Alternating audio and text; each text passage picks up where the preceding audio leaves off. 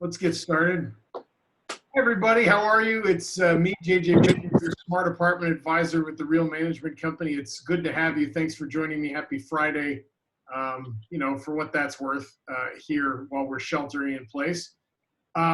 Today, I think the most important order of business is to discuss the Preston legislation, which is going to be heard in the Land Use Committee on Monday at 1:30.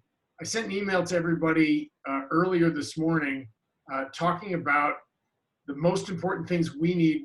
We need your voices to be heard because we all know that the voices of a lot of tenants are going to be clearly heard.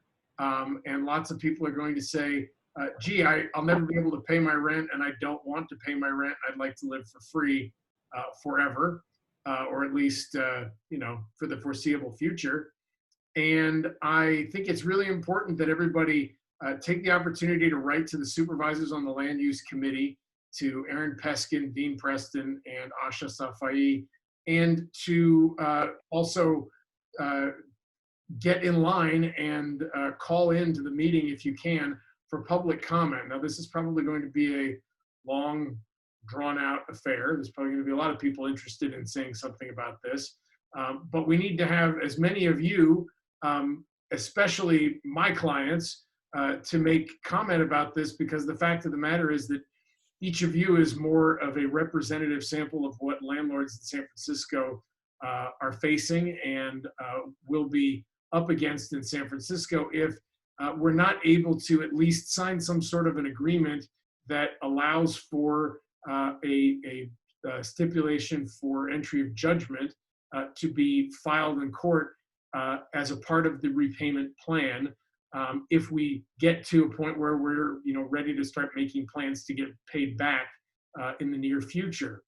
As we discussed early on in this process, in our very first calls with Denise, signing, filing the unlawful detainer and signing the stipulation at the very beginning is probably the most effective way that we're going to get paid back. And the fact of the matter is that we can certainly find ourselves in a position of wanting to forgive significant portions of it, but I'm pretty sure nobody in their right mind is saying, I'm going to forgive all the rent that is past due throughout the entire process. There will be something that people are going to be asked to pay back, just because this is definitely a difficult, unprecedented circumstance. But the fact of the matter is all of you have bills to pay too. You have property taxes to pay. Yes, you may be getting forbearance from your lenders, and that only delays the process so that you don't end up with a foreclosure on your record now because you can't pay anything, or reaching into your own pocket to pay the bill right now. But the fact of the matter is we need everybody possible to get in line and make those public comments electronically, and to send the emails and to express your dissatisfaction with the proposal that these proposals seem to indicate will be the case. In the email I sent you earlier today, there were some talking points to keep you sort of on track, to make sure, to keep it short, keep it concise. It's great for all of you to explain, hey, I'm retired and this is, the way that I chose to save for my retirement, or I'm an investor and this is my bread and butter is to own and operate these buildings. And so, it's really important that as many of us as possible put the time aside and get in line and say something quick in the public comment. I'm not sure how many of you have been involved in these sorts of processes in the past, but it can be boring. It can be difficult. It can be unpleasant. You end up with people ranting and raving. You also end up with people mumbling incoherently. So I would like to ask everybody, if you can, get the instructions. If you need them again from me, I'll send them to you personally. Send me an email, raise your hand here in the call, and I'll send it. But the Apartment Association sent out a great list of resources, talking points, things like that. Just write something quick. It only has to be a couple of sentences. Email it to the supervisors. Tell them you can't afford to pay your bills. if your tenants aren't required to eventually pay at least some portion of their bills. You know, the fact, really the most important thing is the only remedy we have for non-payment is eviction. You live there or you don't. If you're not paying, you don't get to stay there. And it's important for all of us to at least be able to negotiate with our tenants in that regard. Now, my experience so far has been a positive one with pretty much all of the tenants who have asked for forbearance based on having lost their jobs as a result of the pandemic. Everybody's been honest. People have really been trying. You know, I'll taking this into the direction of, you know, the numbers, which are going to be, we're going to start to gather numbers for next month. So far, it doesn't seem like we're going to have a doubling once again of the number of people who will be asking for forbearance or unable to pay the rent. But I have had some people call me and email me and say, you know, they tried their best to, you know, to stick with it and to bear it out through this entire process. And they dipped into their savings and they asked friends and family to pay their rent, and they were unable to do that anymore. And now, you know, as we've gotten to June and this process is grinding along, they need to ask for help at this time. And we are welcoming their requests and just doing the same as we've done, you know, keeping a record of what's owed and trying to wait to see what kind of support and help will be available.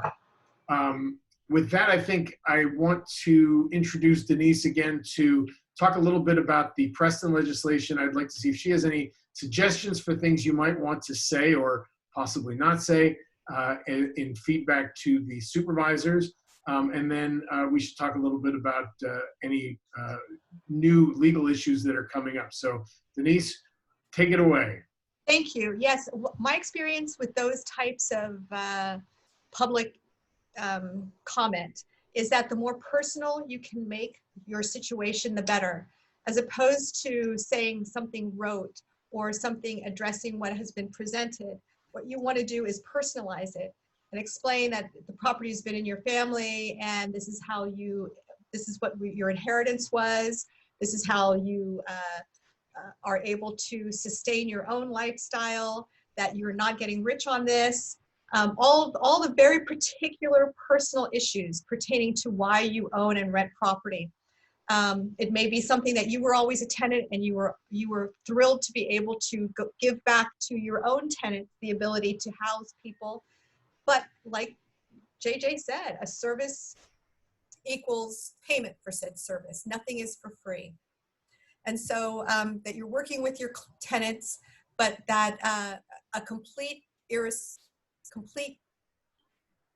waiver or further extension could absolutely devastate you, which would then bring the whole county into a tilting mess. Because if the landlords who are housing our population, and we know the small property owners have the vast majority of that burden, if they start losing their own properties, then all the tenants will be losing things as well. So it'll just be a whole debacle. And then I noticed there were a variety of different charter amendments that were introduced. Are you aware of these? You weren't aware of these? No. There were something like 9 different charter amendments that were introduced at the Board of Supervisors. And I don't know exactly what the procedure is when it comes to sort of hearing these charter amendments. And I thought charter amendments had to be approved by the voters. You know, it seemed like let me see if I can find this, like a real grab for a bunch of different stuff. I mean, there was a proposal to introduce the public advocate and create a new executive level position on the board, and all that kind of stuff. It was just a whole bunch of different stuff. I can get more information on this next week and get back to everybody on Wednesday. This was just something that came up. Hold on a second. Let me unmute you, Denise. There you go. Go ahead. Oh, hold on. Okay, are you there? Hold on. Why is this? Can you hear me? There you are. Yes. Okay. So it's my understanding that so much of what is going on in our particular county is a power grab by the executive.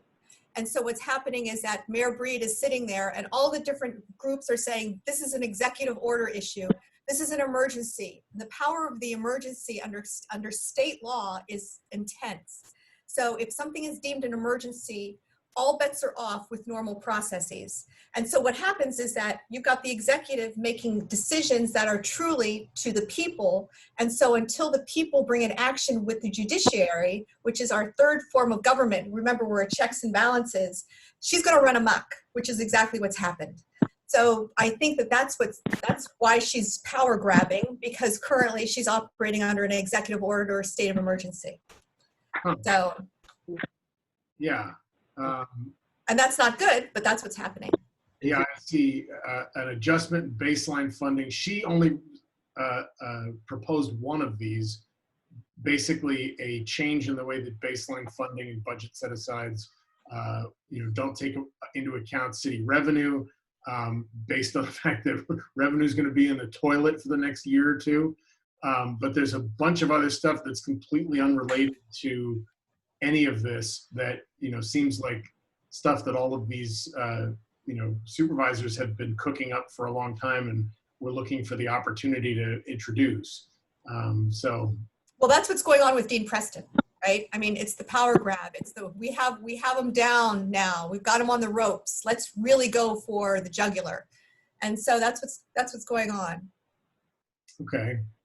Well, yeah. Well, I'm just wondering, if you have a 4-unit building and they take away your income and say, hey, tenants don't have to pay rent, how are you going to pay your taxes?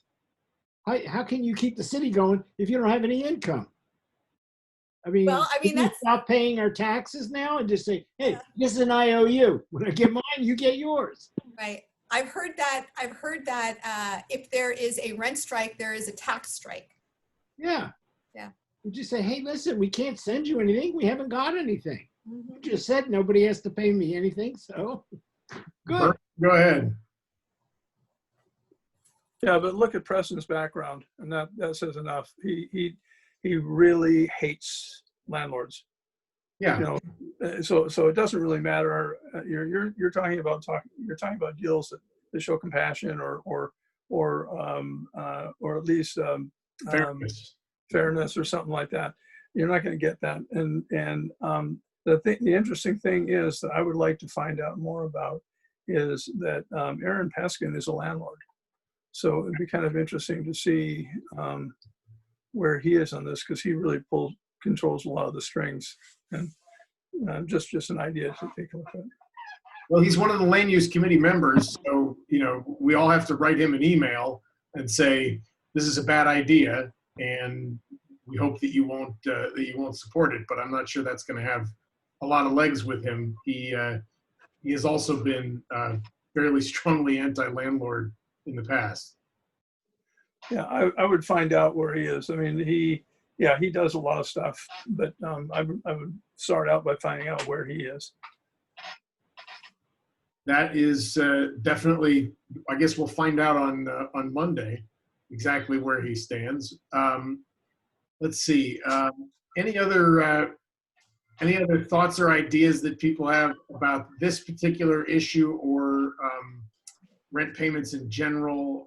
The business is moving forward, and as time goes on, I'm finding that commercial tenants in particular are pretty eager to make some sort of arrangement, and they're anticipating and in some cases receiving pretty significant credits and forgiveness at the outset, because it's pretty clear that there isn't going to be a lot of extra help beyond the Paycheck Protection Program as it is for businesses to be able to pay their rent.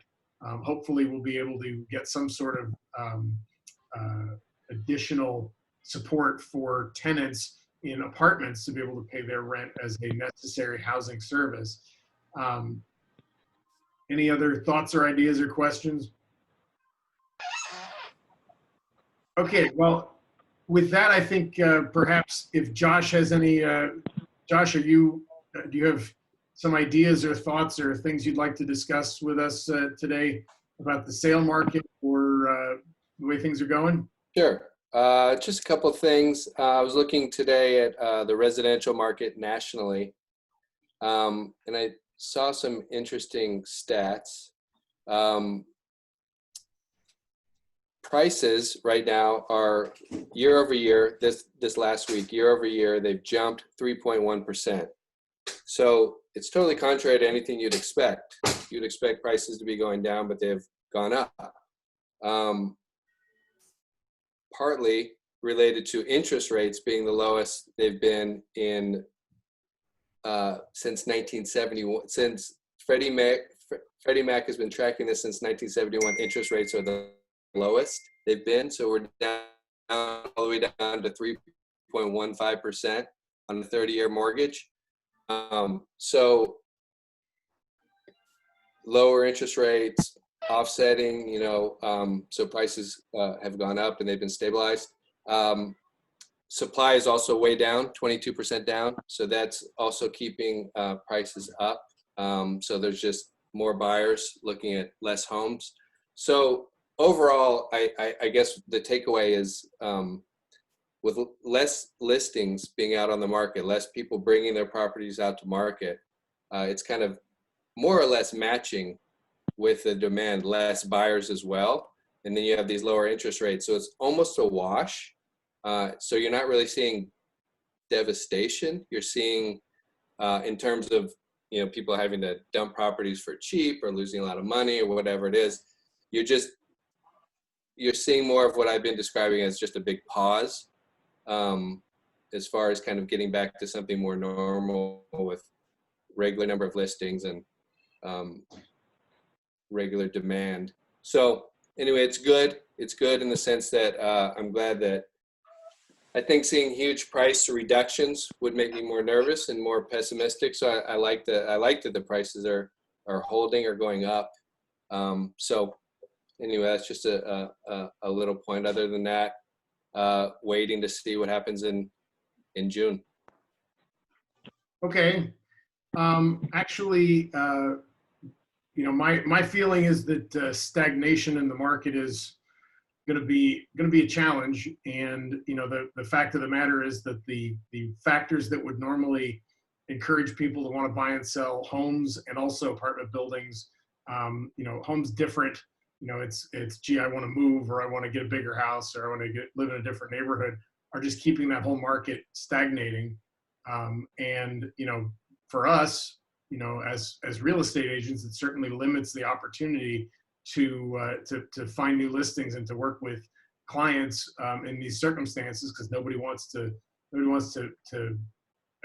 start that process under these circumstances.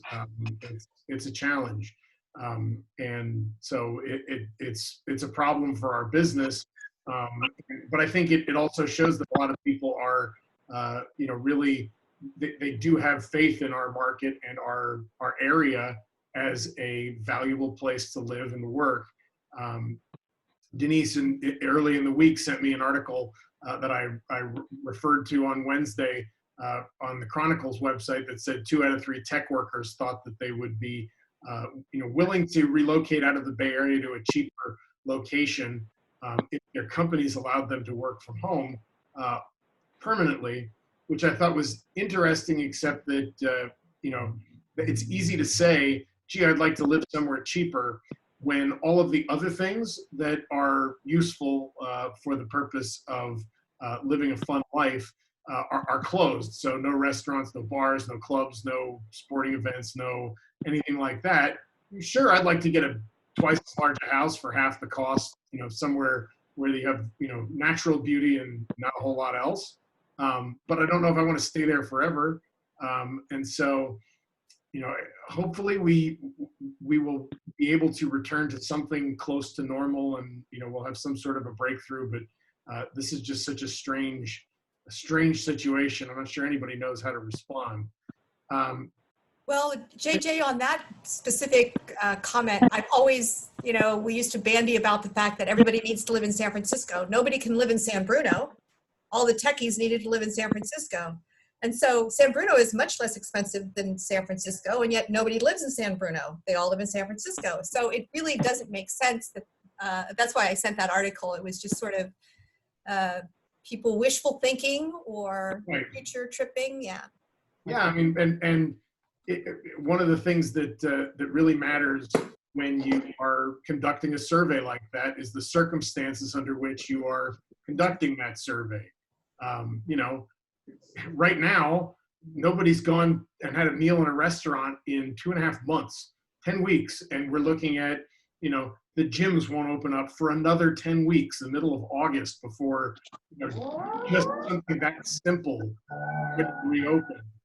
Under those circumstances, everybody might look at it and go, yeah, maybe I would like to live somewhere cheaper and have a bigger place. But once everything starts back up again, our lives as normal, people might rediscover the things that make San Francisco great, as a place to live and worth, living your life out in the open, out in public places, as opposed to being in a household. Right. Density right now is a bad word. And there's no reason that stays. Humans, we gravitate towards it. We like to be close. Not right now, not this week, but we like to be close. Yeah. Question for attorney. Sure. I realize that we're in an unprecedented time, but I'm just kind of curious. It kind of, how do you take somebody's income away and then demand that they pay you taxes? And how would you take this? Could you conceive this as going to a court if a lot of owners say, hey, listen, you've taken away my income. How can I pay you money? Can we build a case for this? Can we stop paying taxes and start something? Well, there is, if this continues, there is definitely people who are interested in bringing an action against the city and county for overstepping the authority that's truly an executive emergency order. Some of these things is what we talked about earlier, of these charter amendments and the various runarounds that the city and county is utilizing in this COVID pandemic is not lawful. It's not truly an exigent or emergency circumstances for the health, safety, and welfare. And so if it happens enough, there will be litigation, but who's going to pay for the litigation? Well, how are we going to get the money together to pay for the litigation? Because everybody has a different idea about how to proceed. So that's a higher level and more the very particular groups of landlords and property rights organizations that need to discuss which fight do we fight. And then they hire a firm and then they proceed.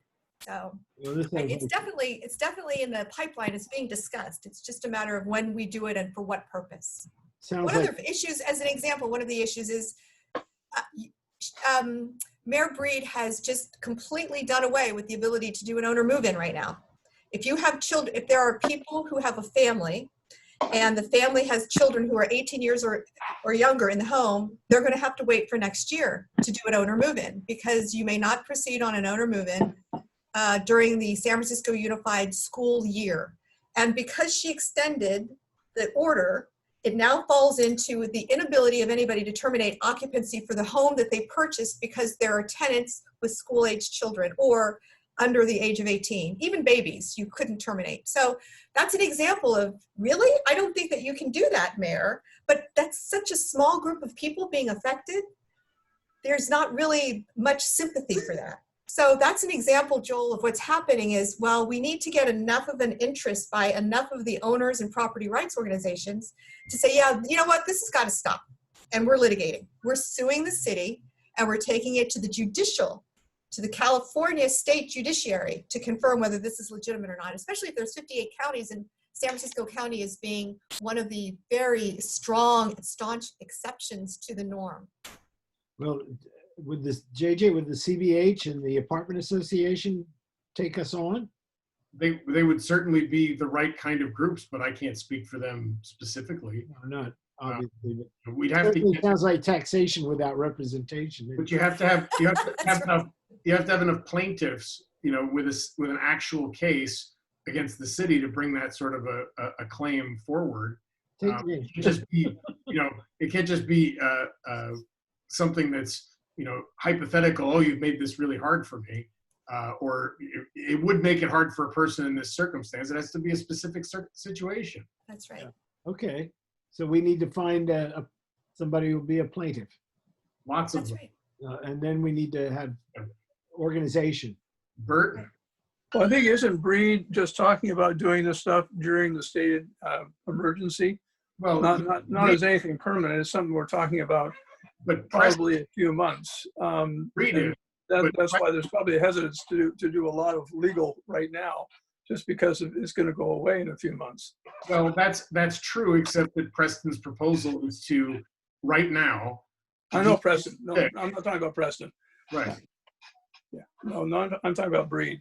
But Breed has not, the order has been extended. I mean, there has been no, how do I say this? Her executive order is still in place. The fact that we're opening up has nothing to do with anything. So there is no end date to her order. So the non-payment of rent will continue until she says the executive order is over. But she's got a lot of reasons for having it over before November, I would think. Well, no, she doesn't have to run again, does she? Okay. It's the other supervisor. Have to run. Who knows where the politics are? Yeah. That's another thing. Who knows who she owes politically? So it's fascinating. Oh. Okay. Well, we're all in a mess, but I guess True. I guess that's where we're going to have to leave it for at least for this weekend. So I will have some new information next week. I'll let you know what I learned about all these different things, and I hope that you will consider joining us when we have the hearing at 1:30 at the Land Use Committee to discuss the Preston proposal, and maybe we'll be able to get through this and at least have your voices be heard. So with that, I will say goodbye, and I thank you all for joining me. If anybody has other questions, just let me know. Otherwise, we will see you again next week on Wednesday. Mm-hmm. Thanks, JJ. Thank you. Thanks, AJ. JJ. Everybody. Good weekend. Bye-bye. Bye-bye.